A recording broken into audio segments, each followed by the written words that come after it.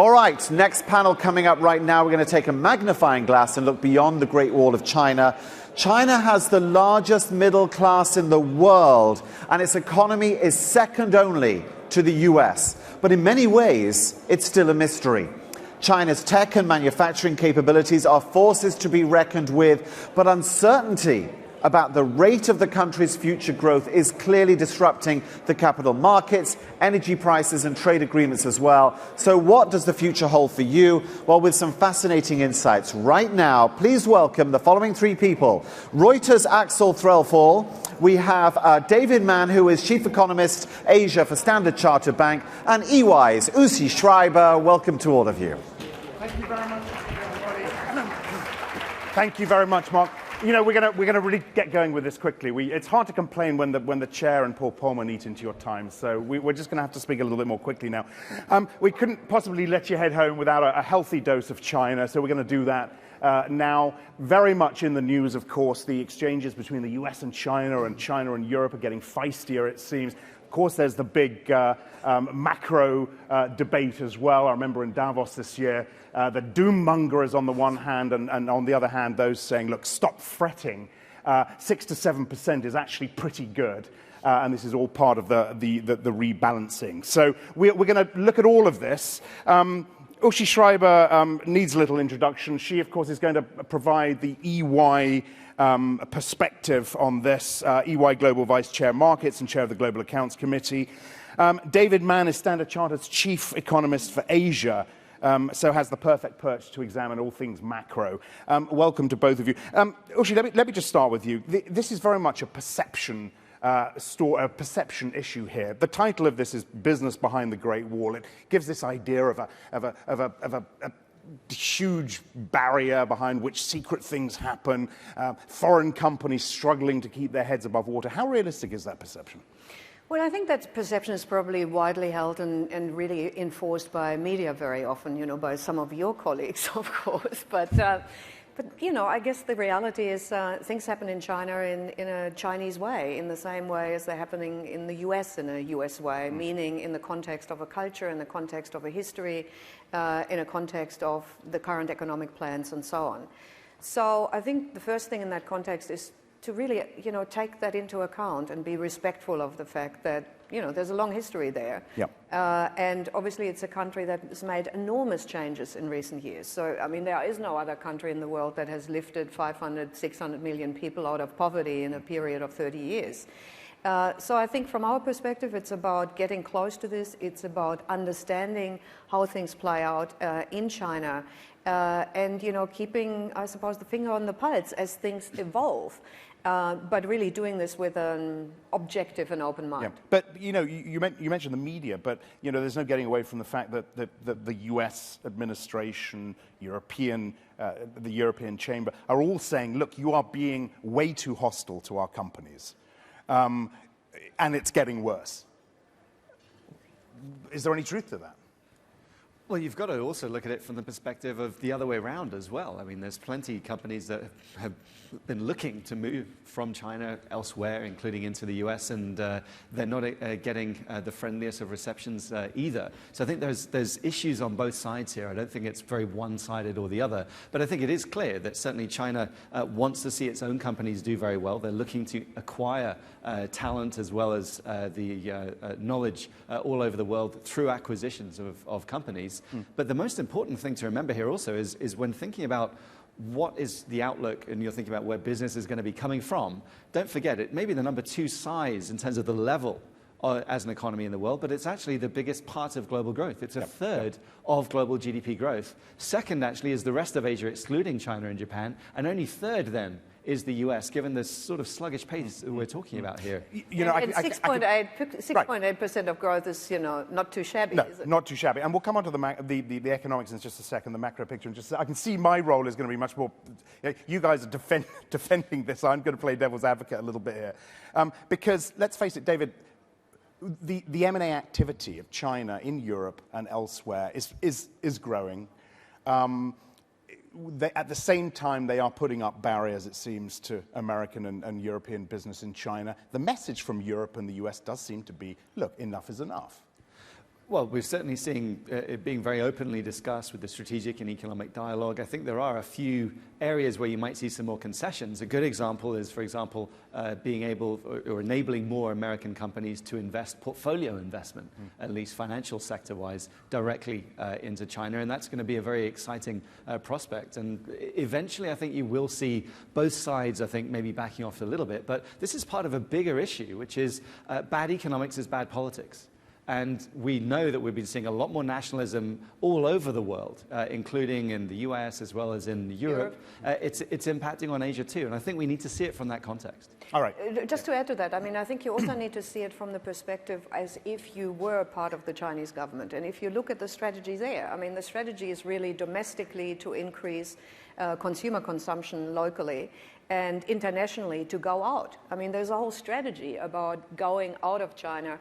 More than $60 billion of foreign investment last year, or investment in foreign countries last year. So the whole outbound strategy, I think, has become such an important part of the Chinese economic strategy, including the whole issue around the Silk Road, the One Belt, One Road strategy. Yep.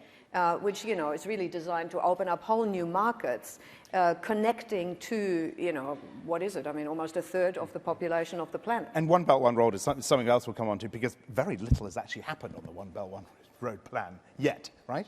That's right, but what is happening already, and it's already making a difference around the world and especially around the region, is the tourism spending that you're seeing from Chinese consumers. Exactly. There's only about 60 million passport holders, yet by some estimates, as much as 5% of Japan's consumer spending last year was Chinese visitors. That's an incredible, that used to be the second largest economy in the world. So in thinking of where you're investing to benefit from the growth in China, it's not just into China looking, oh, well, can we get access and go in? You should be thinking about what other places are Chinese tourists visiting. Yep. A huge amount of FDI, for example, going from China into Korea, benefiting from actually, or looking to position for that sort of. Look, we'll come back to doing business there and entrepreneurs setting up businesses and mid-sized companies setting up businesses. Let's just get the economics out of the way. I mentioned this scaremongering that was going on in Davos. It seemed a lot of people were almost on the verge of panic of what's going on in the China economy. Where do you stand now on this? There seems to be this consensus that things are steadying, but there isn't much momentum yet in the economy. Well, I think you're seeing right now a lot of people saying this year, next year, okay, they'll keep growth stable, but we're still very worried about the longer term now. And I can see some of the reasons for that. We know that there's been an incredible buildup of debt since 2008. 85 percentage points worth of GDP has been added to the debt pile in China. That's an unprecedented speed of accumulation, which we know is resulting in a lot more bad loans. We also know, though, that they're being relatively slow to try and tackle it, at least this side, probably of next year's major event, which is the National Party Congress. In the meantime, I think you're still going to see plenty of support to keep growth flat. And the panic, I think, really that crept in, certainly earlier in the year, came from the exchange rate move. Yeah, exactly. And I think as long as the policymakers keep the exchange rate steady and don't try to move it or allow it to move too aggressively weaker, then you won't get the same sort of panic coming back anytime soon. But those lingering concerns, the negativity that's out there, particularly I think in the Western media, is unlikely to go away. So you don't expect further rate cuts in China at a time when the Fed is going to raise its own interest rates? Further easing in China to support the economy. You don't expect that? Well, actually, a couple of things. Firstly, we're probably the most dovish in the street thinking there will be no more rate hikes from the US, and that's something we've been thinking even since the end of last year, which does help China's situation. But no, it'll be more fiscal policy stimulus from China. That's where we think we're seeing the recapitalized policy banks able to extend a large amount of relatively cheap loans to enable more investment. And there's a lot more productive investment to be done in China. China only has 1/5 of the capital stock per worker that Japan or the US has today. Exactly. And there's a very big difference between what was being invested in that was really just fiscal stimulus. It was just, let's put some shovels in the ground and get growth going in reaction to the global financial crisis of 2008 and 2009, compared to now where the stimulus measures are going into much more productive types of investment. We're expecting to see, we think, up to 27% of the workforce in China being university educated by 2030. That's a dramatic increase from where we were only a few years ago when we were down around 4%. That would leave China with the same ratio of educated workforce with a university degree as Germany has today. There's a very different type of infrastructure you need, and there's certainly plenty more room for more wage growth, productivity growth, research and development and spending has been going up dramatically, innovation. I don't think that's going to change at all. We're seeing a lot more focus and recognition that China will generate more of it itself. Yeah. Ushi, where do you stand on the economics? I mean, you mentioned, look, 6 to 7% ain't too shabby. So you're hinting where you stand. You're not concerned. You're not in that scared camp? Well, no, I just think, I mean, I don't want to give the impression that everything is rosy, but I think, what you're actually seeing, and I think what one has to engage with is that, you talk about a population of more than a billion people. You're talking about, as I was saying, people having been lifted out of poverty. But, China is still not a rich country. I mean, we always compare it sort of in the same breath as the US. But if you look at, per capita GDP, for example, I mean, you're talking about very, very small numbers in comparison to the US. If you look at monthly income, I mean, I think the average monthly income is, median monthly income is something like $660 per month. If you compare that then to the US, you're talking about well over $3,000. So, the reality is you're still talking about very, very different countries, Yep. albeit that the global impact of China is now so significant from an economic perspective. So one really has to understand, I suppose, the enormous task in shifting a country that is where still the majority of the people are very poor, out of poverty, driving that strategy around education, driving the changes around creating a consumer-driven society. And then, at the same time, I suppose, having to deal with massive reform process around corruption, around the state-owned corporations. This isn't going to be a process that is kind of over in, 2 or 3 years and everybody meets at Davos and thinks things are now rosy Sure. again. I mean, it doesn't work that way. And there's an added, actually, incentive to really speed up the process of reform and finding a way of, for example, making the services industry much more competitive and boosting growth. Yeah. And they've been saying that for a while now, though, right? No, but I think it gets even more urgent because in the 2020s, the demographic drag could be literally looking like Japan. And actually, that will apply across Northeast Asia, but China will be caught in there as well. Yeah. And that extra drag means you've got to deliver the growth from somewhere else, and it can only come from having more investment and more productivity. All right, so the context is still one of uncertainty, though. There is a concern about the debt levels. There's concern about structural reform and what that's doing. Maybe they need to do more on the fiscal side. Okay. But Axel, it's uncertainty all over the world. It is uncertainty all over the world, but we are talking today about the business case for investing in China, for going into China. Does the uncertainty in China, and let's throw the rest of the world in, affect the business case for going into China? I think you've got to argue that if we just take purely where will GDP growth be coming from? In fact, where are we going to head? If you take the assumption that we're eventually going to see similar types of institutions, and to be fair, there's plenty of development still to be done, even on reforming the institutional level in China, and you have the same technology, and increasingly, even on the soft infrastructure side, on human capital development, why should your share of the global GDP not approximate to your share of the global population?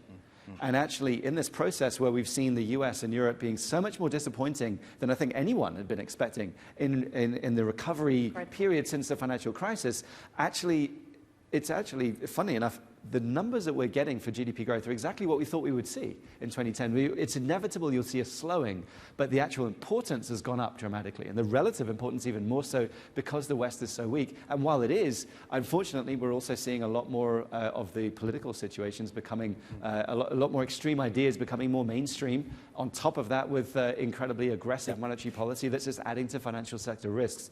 You're not seeing as much of that as a problem in Asia compared to what we see in the West. Okay, let's try and drill down a little bit, though, and really, with anecdotal evidence, try and work out how foreign companies feel moving into China right now. There is, the regulatory concerns, the protectionist concerns, transparency, accountability. These are all things that it seems to me, and I'm not sure if you agree with this, but are not getting better. What are companies saying to you guys at EY? Small companies, mid-sized companies, big companies, what are they saying to you at EY about the hostility? Is it getting worse? And what sectors do you think are worse off and best off? So I think what we are seeing is that it's hard. Okay, and I think it's always been hard. I mean, I should talk about our own business, which is, of course, a local business connected to a global business. All our businesses are global as well as local.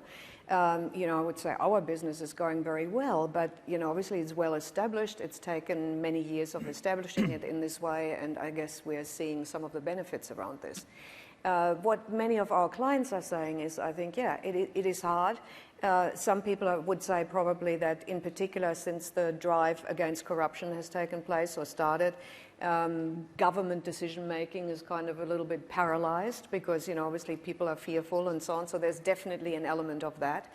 And I think there is a sense that, you know, because the focus of the Chinese government is so much on domestically generated consumption-driven domestically driven consumption being, you know, increased, that, you know, yeah, I mean, it's not a welcoming environment. No. But the reality is it's always been difficult. And it's always been a situation where you actually had to have locals, for example, to help you navigate that environment. Yep. And where you had to do your homework in terms of really understanding what kind of country this is, how it works, what the legal situation is, and so on. And again, I would say, is that so different to anywhere else? No, but I think it's culturally different. It's different from a language perspective. It's different from a historical perspective and a way of thinking. Yep. And that has always been a challenge. Go ahead, David. There is one aspect on the anti-corruption drive, and it applies in China and many other of the economies in Asia that have seen it, and it is long-term, of course. It's exactly what you want to see. It will be much better for growth. It'll make the environment much better. But in the meantime, in the process of the drive itself, especially the early years that we've been in, the risk-reward is that to be accused of doing nothing wrong, do nothing. And that's been something that has applied in Indonesia. We've seen it, you know, many other places. But I think that's getting recognized as well on a government level. And so there will also be, I think, people being, or officials being pulled up more on making no decision, just as much as you could see of making the wrong type of decision. Yeah, okay. But your general message, and Ushi, this is really to you, is, look, despite this, the difficulty, and in fact, things might be getting worse temporarily, as David's saying, the opportunity is still too great to miss. Well, I think there's still great opportunities, and let me just back this up through a little story. I mean, you know, just a few months ago, in fact, last month, we had a strategic growth forum, so a similar forum to this, really, in Shanghai. So we had 1,000 people, Chinese business people, as well as international business leaders coming together to have exactly this discussion. What is happening in China? What does this look like? And so on. And so, yeah, there are those questions, and there are questions about, is it moving fast enough, is it open enough, and so on. But I think at the same time, collectively, Chinese business people as well as international business people felt that in the long term, there are still plenty of opportunities in China. And how could there not be when you talk about that kind of scale of a population of future consumers? I mean, there's absolutely no question about the fact that anybody who's somewhere selling something, I suppose, you know, is inevitably always going to look at China again. Now, are they doing that with the same level of excitement and optimism, I suppose, that people somewhat irrationally even had, you know, 5 or 10 years ago? No, because I think people have learned from the experience that it's not an easy market to get into. But where people do and do it successfully and do their homework and do it in the right way, I think there's still plenty of upside. What's doing your homework right? What can companies do to make it easier for themselves and to protect themselves? Can you give us 2 or 3 examples of the sort of advice you might give foreign companies there? Well, I think it's, I mean, first of all, really understanding how the system works, which you would do going into any country. Yeah. I mean, if you invest out of, I don't know, Australia into Germany or whatever, I mean, you'd have to do the same. You might deal with a more familiar model of government or legislation and so on. So I think it's very much about really understanding all of that. I think it's very often you know, really necessary to get local advice to understand, you know, be connected to people who actually understand how the business works, how regulation works, what legislative requirements there are, in order, to, I guess, have to have that background and have that local insight in what you're doing. Local partnering, I think, is an important component of all of that. So I would say those two things for sure I would recommend to anybody. But then it's also a question about why you are going in. Are you going in there to have goods produced? Are you going in there to establish all new businesses? Is your market actually outside of China, but you need China as a supply chain to contribute to your business? I mean, those questions are important questions. And it's worth thinking about what the different type of workers and talent that you're going to see. I mean, the 8 million new university graduates a year, huge number of relatively lower cost scientists and engineers being created.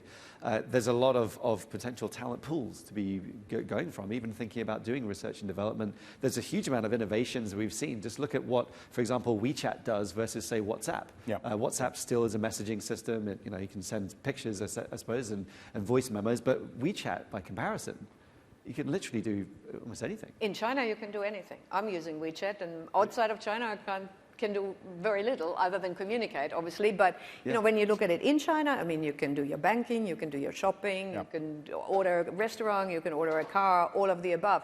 I should also say just another little component on this, building on your point about education. So the first point is many of those educated people, of course, also speak very good English.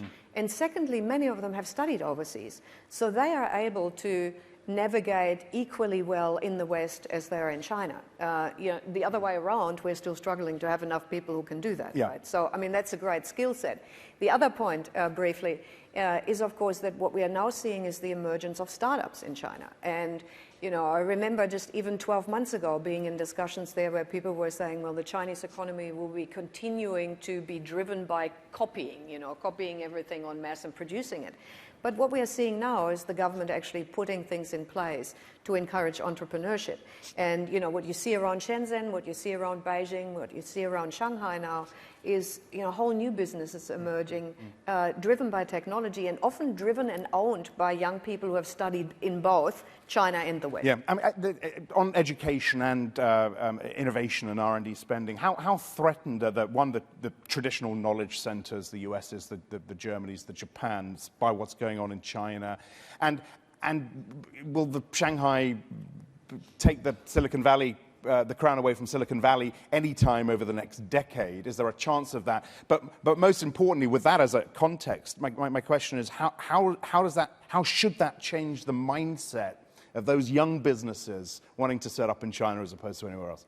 Well, I think you're going to see a lot more clustering. I think it's already happening just in the way that the property market has been moving since the start of the year. Shenzhen was up 65% year on year. It's in the sweet spot right now from having Huawei, for example, nearby, and it ticks all the boxes in terms of why it deserves to be a place where everybody wants to go.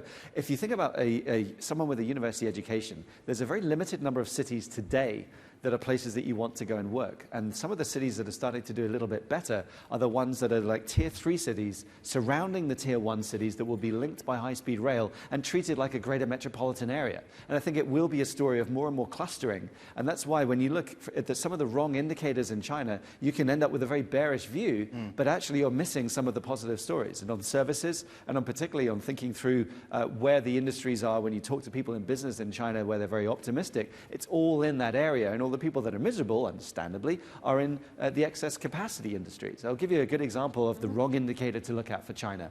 Do not anymore look at rail freight. It was in the Li Keqiang index, which is why everyone still looks at it, but that was 10 years out of date by now. It is dominated by excess capacity industries, and it's still negative. If you compare it, look at road freight, which does include more businesses to do with services. It tells a very different story. The exact same thing applies with electricity consumption. Take a look at the secondary, and you'll have a very depressing story, again, because of excess capacity industries swamping the data. Whereas if you look at the tertiary industry, it is a very different feel.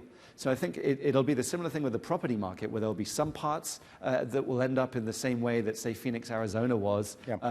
after the crash in the housing market, that will take a much longer time to work through their excess of inventories, whereas other cities are already, it's particularly the higher tier ones in the right places, they're already suffering from a lack of supply. Why? Look, I'm getting some very positive messages from both of you on China, and I personally, I hate playing devil's advocate in this discussion because I think I'm with you here. Why is the perception not changing, and how much of that is China's fault, would you say?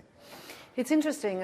I interviewed Bob Zoellick, the 11th president of the World Bank, on exactly those questions in Shanghai on stage in front of the 1,000 Chinese and international visitors. And I was basically asking the question, well, how are we meant to read those things that are about internet shutdown? And, we all have that problem going to China. NGO restrictions of all that new stuff. one, right? NGO restrictions, all those kind of messages. And it was very interesting. So Bob Zoellick's answer to that was basically that he said from a political perspective that Xi Jinping really had no other option but put the preservation of the party first, right? That, I mean, everything, I suppose, that has been achieved because within the Chinese Communist Party, people have been able to work together into a common direction. And of course, as in every party, I suppose, politics would be very significant and very active. And, that his sense was that in order to get these things done, that people have set themselves. And remember, I mean, everything is a 10-year plan. It's not a 2-year plan. Our whole Western mindset is to say, well, in the last 6 months, how did they do? Maybe the last 6 weeks, 6 days, right? Whereas, it's a much more long-term plan, much more long-term time frame. And, the functionality, I suppose, of the political system is paramount in order to achieve that for the long term. Mm-hmm. And I think that's probably a good analysis. I don't know what you think of that. Yeah, I think you've got to think through that there are political cycles just like anywhere else. And at the end of the day, I think that the thing that's worrying people is that they just saw the big debt build up. They've seen a crisis in the US, a crisis in Europe, and they just think that there should be a pattern of 3 and there has to be a crisis. And we agree that there are certainly some major concerns to watch for on the front from excessive amounts of debt. But just look at the example of the local government debt problem that has been in real time. We've seen a restructuring and an increase in the supply of the debt capital markets because of a conversion of loans into bonds. It's freed up money for the banks, and at the same time they've extended the duration of the debt and dramatically reduced the interest burden. And it's all been done in real time, and that I would call a relative masterstroke. Something similar, I think, could be on the way gradually, though, for the SOEs. The large companies that still have a lot of bad debt that still needs to be worked through. I don't think it'll necessarily be all of it just being converted in that same way. You will also see asset management companies, the big 4 that did very well last time, and let's not forget China's been here before not that long ago and they dealt with it then. I think we'll see that, plus the local asset management companies coming in to take some of the bad loans off the books. And maybe a little bit more pain is taken by asset management companies than banks this time compared to what we saw last time. Yeah. But it will be worked through. The problem is, I think the reason people are negative is that it's not been done already. People just want it done yesterday. And I think the reality is we're going to watch this unfold over a number of years. But the growth rate, I think the confidence in seeing a high end of 6% for the rest of this decade, I think people should be quite confident of that. And that really is going to be the growth rate. But it's also the sheer scale. I think people just forget the sheer scale around what needs to be done here, to shift a whole country of that many people, that kind of more recent history, into a completely different way of operating and an economy that operates completely differently. And, coming back to this point around the importance of the Communist Party in this context, which, by the way, I think is called Communist Party, but I think is actually a capitalist country. But the reality is, if you look at the importance of this, I mean, they've only been able to do this because they have been able to set up a plan and then execute. You compare that to other countries, they might set up a plan, but never execute, right? Or struggle really to get the implementation to happen. Yeah. So that political system has enabled that. Now, whether we agree with that or not is a totally different question. But then none of us had to shift, 1 billion people into a consumer-driven economy. I mean, who knows what we do? I think we're giving, maybe is Uschi not giving them a little bit too much credit? I mean, look at the third plenum and the promises that came out of that, many of which are unfulfilled, and that's a big part of the criticism that's being aimed at China now and the administration. Well, let's do a comparison with, say, the US or Europe. And I think the big comparison when we look at it is the willingness and ability to go down the path of macroprudential policy measures, things that actually are just trying to deal with that particular issue or one or the other issue without just using the blunt tools. I think they're much more, they've been doing it for much longer, and since the global financial crisis, it's accepted as best practice now. You see the IMF and others, pre-crisis, it was the Washington Consensus, laissez-faire, do whatever you want, and I think the difference is China is liberalizing in a lot of areas, and they're waiting to see what happens. They're encouraging innovation in a big way. Then they'll come in with regulation as they're monitoring what's going on, and we're seeing it in finance as well as other industries. Okay. Any questions from our audience? I'm very wary of the time here. Does anyone have a question for David Oshii? While you're thinking about it, let me just make one other comment. Because I think a lot of us and a lot of observers are also looking at the strategy that was applied in Singapore, obviously at a much, much smaller scale. Long-term approach to developing a vision for an economy. Very much a perception of, increasing, I suppose, the intellectual capability of the population, fighting corruption at the beginning of that process, being seen by the West as being relatively oppressive of population at the time, at a much, much smaller scale. But we all know, there are strong connections between, people in Singapore and people in China at this point in time. So, some observers would say we see real parallels or a real application, I suppose, of the Singaporean strategy in China now. And so, but at a very different scale, very, very different scale, which means it's going to take longer. That's right. The scale's completely different, but also you can't just say China. It's exactly where are you talking about here, right? Yeah. There's at least 3 distinct economic areas where I could see a move where actually the incomes will be just like the advanced world in the not too distant future, and there'll be other parts of the economy that will take longer to develop. We should just say to the audience that you and I only met an hour ago, right? Yeah, yes. They're very much on the same page, aren't they? Anyone in the audience? There's someone else. Yeah, go ahead.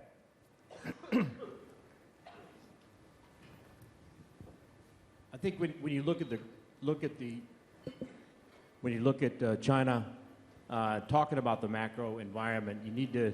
I think it's very helpful to drop down into kind of a tale of 2 economies going on, because there's a tremendous growth going on and innovation in many regions and industries across China, just as there's others that are completely stuck in the mud. Absolutely. So when you take a look at the economy over there, and you take a look at the low to negative growth rate in some of the traditional infrastructure areas, it also means that to get the 5 to 7% growth rate, you've got at least 50% of the economy that's growing at 16 to 20% plus.